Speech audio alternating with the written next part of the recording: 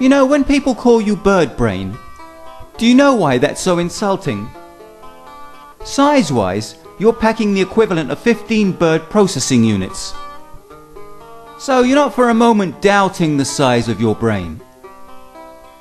I believe the insult derives from the fact that even with that much more CPU capacity, you're still 15 times more likely to fail at your job or your occupation than a bird is. Take a woodpecker, for example. In woodpecker's line of work, the smaller the cerebral mass, the more padding for it, whether that be bubble wrap, jello, I don't know. But clearly, a tiny brain does serve it well. This bird is, after all, a born snare drummer, and it takes quite a beating. It's very old school, the woodpecker. It doesn't need drumsticks, doesn't rely on taut skin to drum on. No, it's beak on wood. It's a tough little critter. If I was a boxer, I would adopt it as my mascot and my name. In this corner over here we have Eagle. And in this corner, the undefeated world champion, the featherweight himself. Let's hear it for Woodpecker. Oh, what is this? He is talking smack to Eagle. Wait, what is he saying? Oh, he asking, do you like eagle pate? I'm fixing to make me some. We are in for a treat tonight. Ladies and gentlemen, prepare to witness the relentless furiosity of the rhythmical rat-tat-tack-tack-tacking, the pounding, the likes of which have never been witnessed outside his native habitat. Eagle, you'd better step up, my friend. You don't want to look like a pockmarked telephone pole, do you? Oh, look at Eagle, his talons are out. I am just riding you, Eagle. Okay, Woodpecker is requesting the microphone in order to serenade his fans with his anthem. Do you, formidable opponent Eagle, grant him permission to do so and address the audience? You do. Good. Step up, Woodpecker, and make it quick. Woodpecker, never knocked out. I got a bird for brains, that no one will doubt. Jack Hammer slammed my head so hard it turned the floor red. Charging Rhino knocked out all my teeth in one bout. Cannonball blackened my eye in round one, but I'm light as a feather and never outdone. No roundhouse, wrecking ball or baseball bat is ever gonna lay me out. I'm too whack. Here comes my beak, rat-a-tat-tat. Yes, a woodpecker does have a bird brain, but it needs one. Imagine strapping a chisel to your face and ramming your head full on into a solid tree trunk repeatedly throughout the day for the rest of your life while keeping your footing on a vertical incline. Your brain can't withstand that impact and make a decent living from it. You'd need a pea brain. So the insult bird brain works because somewhere in the back of our brains we know that we lack the degree of conviction and certainty that enables woodpeckers to succeed at what they do so well 100% of the time, utilizing a fraction of the brain power at our disposal. A bird has no room for doubt. It can't afford to be second-guessing itself. It can't be up there in a tree thinking, ooh, perhaps if I were to fashion out of a segment of straw and spit a safety harness, I will secure myself from potential serious wing damage were I to suffer a dizzy spell, lose my footing and drop to the ground. No, it can't wonder whether the termites are even in today. Mr. Woodpecker, Mrs. Woodpecker, Ms. Woodpecker, whatever Woodpecker, is a one-trick pony.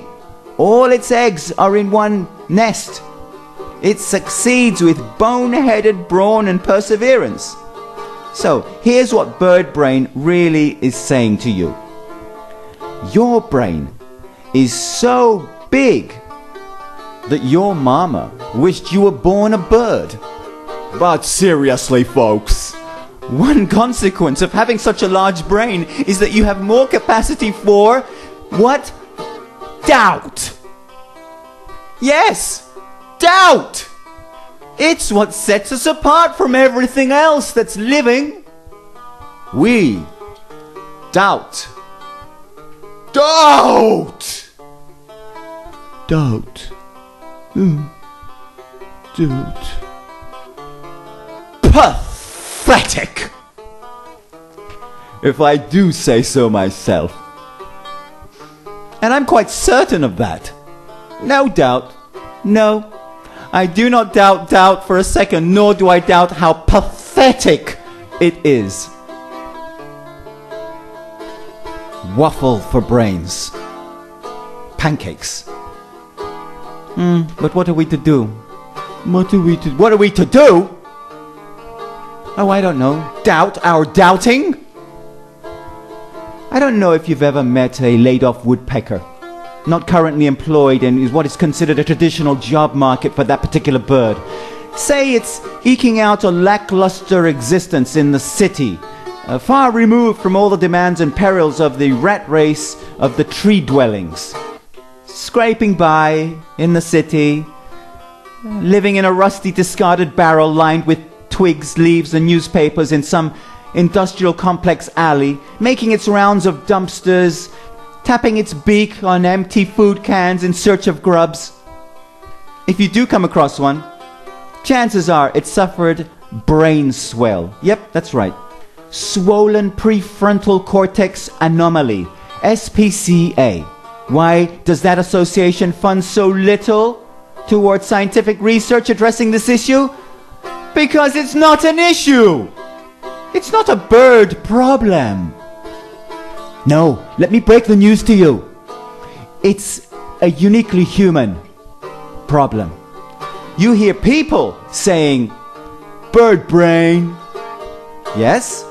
When have you ever in your whole life called a bird man brain? Never. That's right, you've never called a bird man brain.